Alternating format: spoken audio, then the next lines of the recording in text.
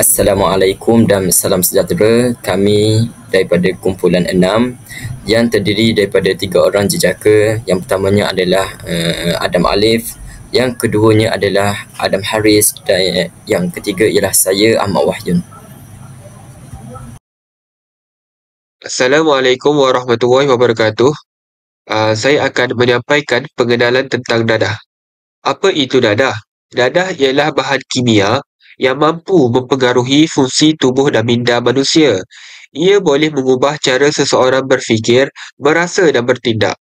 Sesetengah dadah digunakan dalam bidang perubatan untuk merawat penyakit dan mengurangkan kesakitan. Namun, penyalahgunaannya boleh mendatangkan kesan buruk seperti ketagihan, kerosakan kesihatan serta masalah sosial. Perkembangan dadah dalam masyarakat kini semakin merisaukan apabila penyebarannya berlaku dalam pelbagai bentuk dan cara. Dadah tidak lagi hanya dikaitkan dengan golongan tertentu tetapi telah menular ke pelbagai lapisan masyarakat termasuk remaja, pelajar dan pekerja. Pengedaran dadah juga semakin licik. Mereka telah pandai menggunakan rangkaian media sosial dan saluran tidak rasmi yang sukar dikesan. Oleh itu, pemahaman tentang dadah amat penting bagi mencegah penyalahgunaan dan menjaga kesejahteraan diri serta masyarakat. Seterusnya, saya akan menerangkan tentang isu terkini berkaitan dadah. Yang pertama, dominasi dadah sintetik, terutamanya ATS. Dadah jenis amfetamin, type stimulant, ATS seperti metamfetamin kekal sebagai jenis dadah paling biasa disalahgunakan. Selain itu, syabu, pil kuda dan ekstasi juga terus menjadi pilihan penagih dadah di Malaysia. Isu terkini yang kedua adalah penggunaan dadah di kalangan golongan muda dan belia. Golongan 15 tahun sehingga 39 tahun adalah paling banyak terlibat dalam penagihan dadah.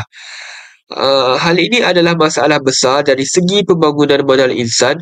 Hal ini dikatakan demikian kerana kemahiran dan kepakaran yang golongan belia ada ini terlepas begitu sahaja kerana mereka terjebak dalam penagihan dadah. Hal ini menyebabkan produktiviti negara terjejas dan berlakunya masalah sosial yang merisaukan. Isu terkini yang ketiga adalah trend penjualan dadah online semakin berleluasa. Penjualan dadah kini berpindah ke dalam talian menggunakan media sosial seperti WhatsApp, Facebook dan platform digital lain. Kaedah ini membolehkan sindiket menjalankan operasi tanpa berjumpa dengan pelanggan. Hal ini menjadikan pengesanan oleh pihak berkuasa lebih sukar. Dengan ini, mereka akan lebih mudah untuk menjual dadah kepada masyarakat. Ini adalah bukti saya telah mencari isu terkini berkaitan dadah, iaitu dadah sintetik ATS, pilihan utama penagih dadah di Malaysia. Yang kedua iaitu usia 15 hingga 39 tahun iaitu golongan belia merupakan paling ramai terbabit aktiviti penagihan dadah. Dan yang ketiga iaitu penjualan dadah dalam talian.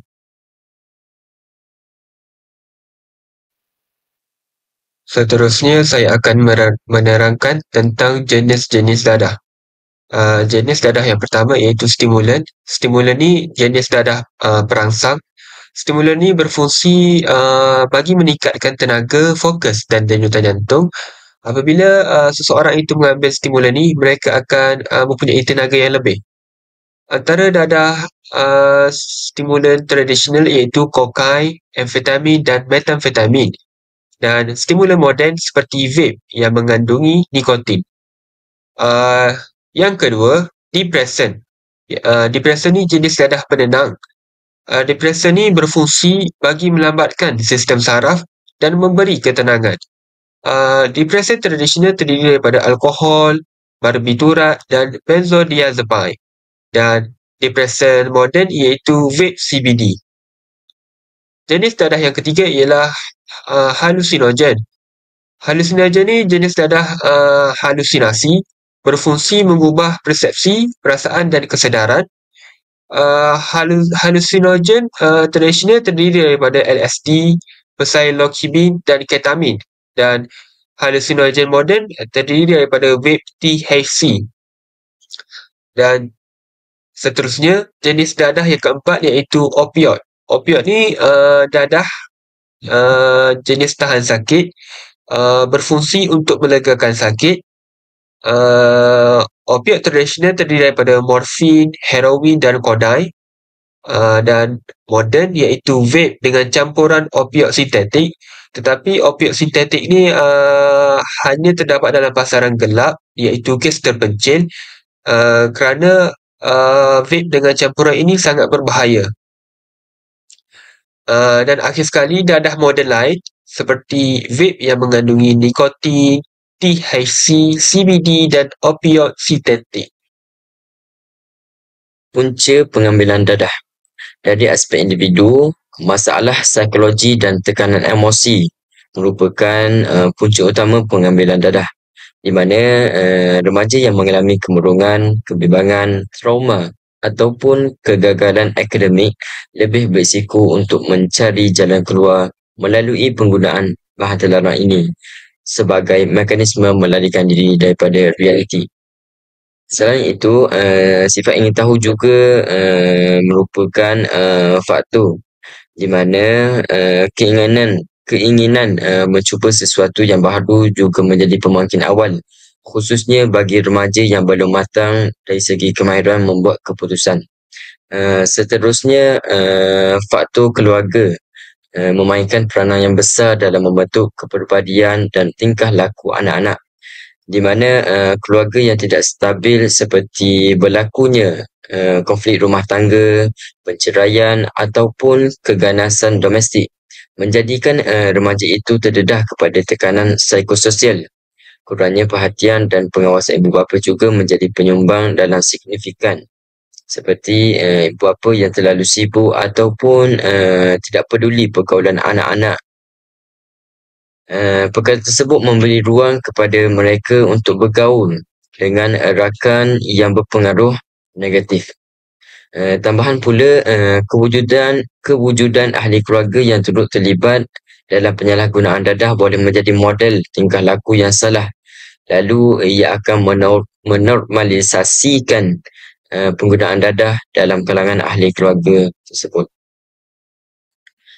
Selain itu, rakan sebaya pula menjadi punca pengambilan dadah, di mana rakan sebaya ini merupakan faktor dominan dalam sosial remaja. Remaja yang ingin tahu, yang ingin diterima dalam kumpulan tertentu cenderung tunduk kepada tekanan rakan sebaya, terutamanya apabila kumpulan tersebut mengamalkan tingkah laku berisiko, sifat ingin membuktikan diri, pengaruh persuasif rakan dan budaya kumpulan yang mengagung-agungkan gaya hidup bebas menjadikan remaja mudah terikut-ikut mencuba dadah. Hubungan rapat dengan rakan-rakan yang sudah terlibat dalam penyalahgunaan dadah amat membimbangkan kerana ia membuka akses kepada dadah, di samping mewujudkan persekitaran sosial yang menormalisasikan tindakan tersebut. Seterusnya, faktor sosioekonomi dan persekitaran turut memberikan impak yang besar. Individu yang tinggal di kawasan yang terdedah kepada kegiatan jenayah, kemiskinan dan pengangguran selalunya mengalami tekanan hidup yang tinggi.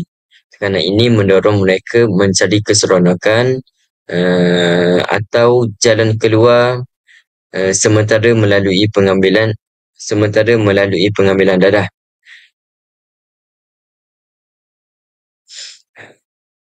Akses yang mudah kepada dadah ni melalui sindiket, pergaulan bebas dan penggunaan media sosial memudahkan remaja mendapatkan bahan tersebut tanpa kawalan ketat. Akhir sekali adalah faktor pendidikan dan sekolah juga memberi kesan. Pelajar yang mengalami tekanan akademik melampau, prestasi lemah ataupun berdepan masalah seperti buli dan pengasingan sosial mungkin mengambil dadah sebagai cara untuk menenangkan diri. Persekitaran sekolah yang kurang menekankan pendidikan pencegahan dadah ini ataupun gagal membina hubungan guru murid yang positif turut menyumbang kepada peningkatan risiko pengambilan dadah. Seterusnya, kesan pengambilan dadah.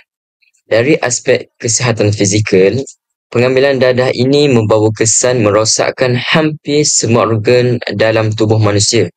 Dadah seperti heroin, ganja sintetik dan ketum memberi kesan langsung kepada sistem saraf pusat, di mana ia menjadikan pengguna ini bergantung kepada bahan tersebut untuk berfungsi secara normal. Penggunaan berterusan menyebabkan kerosakan kronik pada hati, buah pinggang, paru-paru dan jantung. Penyuntikan dadah melalui jarum yang dikongsi pula meningkatkan risiko jangkitan penyakit berbahaya seperti HIV, AIDS, hepatitis B dan hepatitis C. Selain itu, kesan pengambilan dadah terhadap kesihatan mental juga amat ketara. Dadah mengubah keseimbangan kimia dalam otak lalu menyebabkan gangguan seperti kemurungan, kebimbangan melampau, paranoia, halusinasi dan psikosis. Individu yang ketagih dadah ini sering mengalami perubahan personaliti, hilang fokus, tidak mampu berfikir secara rasional dan suka mengawal emosi. Kebergantungan terhadap dadah juga menyebabkan pengguna ini mengalami ketidakstabilan mood yang boleh mendorong mereka kepada tingkah laku agresif dan berbahaya. Seterusnya, kesan pengambilan dadah turut memberi implikasi besar terhadap institusi keluarga, di mana kehidupan keluarga ini akan terjejas apabila salah seorang ahli menjadi penagih dadah. Kerana masalah ketagihan ini lazimnya akan menimbulkan konflik, ketegangan dan tekanan emosi dalam kalangan ahli keluarga lain. Penagih ini sering mengabaikan tanggungjawab sebagai ibu, bapa ataupun anak yang menyebabkan ahli keluarga lain menanggung beban ekonomi dan sosial tambahan. Selain itu, kesan pengambilan dadah terhadap masyarakat pula sangat besar kerana ianya mencetuskan pelbagai masalah sosial. Peningkatan aktiviti jenayah seperti kecurian, perompakan, pecah rumah dan peredaran dadah sering dikaitkan dengan penagihan dadah. Ini kerana penagih yang ketagih memerlukan sumber kewangan yang segera untuk mendapatkan bekalan dadah. Selain itu, dari sudut ekonomi dan pembangunan negara, pengambilan dadah membawa kerugian yang sangat besar. Penurunan produktiviti tenaga kerja berlaku apabila ramai individu ini tidak mampu bekerja ataupun diberhentikan akibat ketagihan. Jadinya, negara kita terpaksa menanggung kos rawatan, pemulihan, penguatkuasaan undang-undang dan pembangunan pusat serenti yang memerlukan perbelanjaan kerajaan yang tinggi. Seterusnya,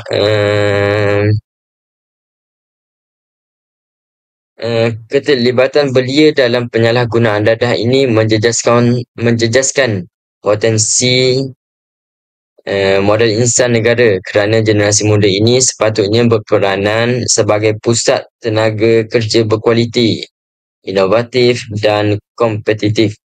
Hal ini menjejaskan pembangunan ekonomi jangka panjang negara serta menghalang usaha mencapai kemajuan sosial yang mampan. Yang seterusnya, saya akan menerangkan apakah langkah-langkah yang boleh diambil bagi mengatasi masalah penyalahgunaan dadah. Yang pertama, pihak kerajaan. Pihak kerajaan boleh memperketatkan penguatkuasaan undang-undang dengan mengenakan hukuman yang berat kepada penagih. Selain itu, kerajaan juga boleh mengadakan kempen kesedaran secara besar-besaran bagi memupuk kesedaran kepada masyarakat tentang bahayanya dadah. Kerajaan juga boleh melaksanakan pendidikan yang berkaitan tentang penyalahgunaan bahan di sekolah bagi memberi pendedahan awal tentang impak negatif dadah kepada murid-murid sekolah rendah. Yang kedua, ibu bapa. Ibu bapa boleh mewujudkan suasana keluarga yang harmoni dan bahagia. Ibu bapa juga boleh membuat pemantauan secara berterusan terhadap aktiviti harian dan pergaulan anak-anak supaya kita dapat tahu apakah aktiviti harian yang mereka lakukan dan siapakah mereka berkawan. Ibu bapa juga boleh menunjukkan contoh teladan yang baik kepada anak-anak. Kerana contoh teladan yang baik ni membolehkan anak-anak terhindarlah dari terjebak dengan aktiviti penyalahgunaan dadah ini. Yang ketiga ialah pihak sekolah. Pihak sekolah boleh membuat kerjasama dengan agensi luar seperti AADK atau PDRM untuk menyampaikan ceramah dan pameran tentang dadah di sekolah. Pihak sekolah juga boleh memperketatkan peraturan sekolah bagi membentuk disiplin murid. Pihak sekolah juga boleh mengadakan sesi kaunseling kepada pelajar bagi mengetahui masalah yang dipendam oleh mereka. Yang keempat ialah individu. Individu boleh menghayati ajaran agama kerana ajaran agama mempunyai nilai-nilai positif yang boleh menghindarkan diri mereka daripada terjebak dengan penyalahgunaan dadah. Individu juga boleh memilih rakan yang membawa pengaruh yang positif dalam hidup mereka. Individu juga boleh menambah pengetahuan tentang bahaya penyalahgunaan dadah.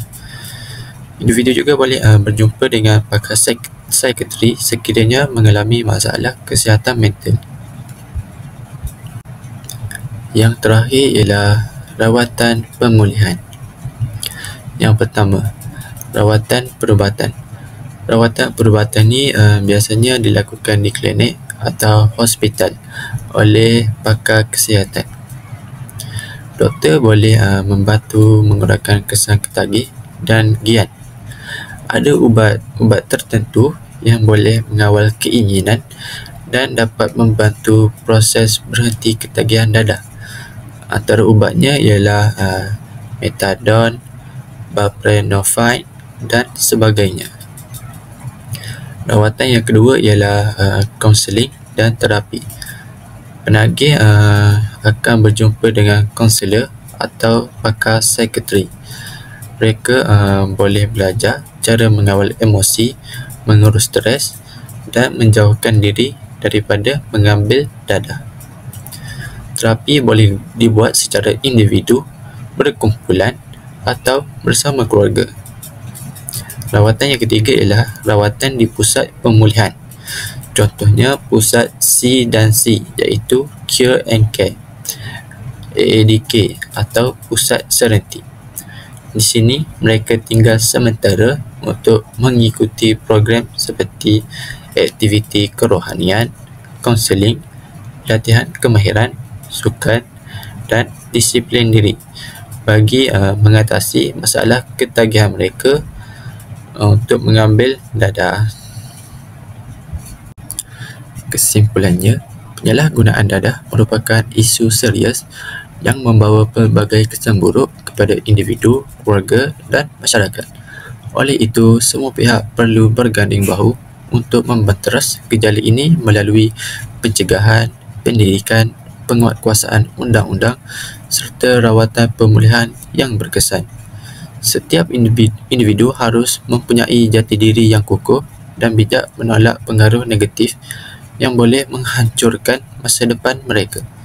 Jika setiap pihak memainkan peranan dengan penuh tanggungjawab, tidak mustahil masalah penyalahgunaan dadah dapat dikurangkan dan negara dapat melahirkan generasi yang sihat, berdisiplin dan bebas daripada najis dadah.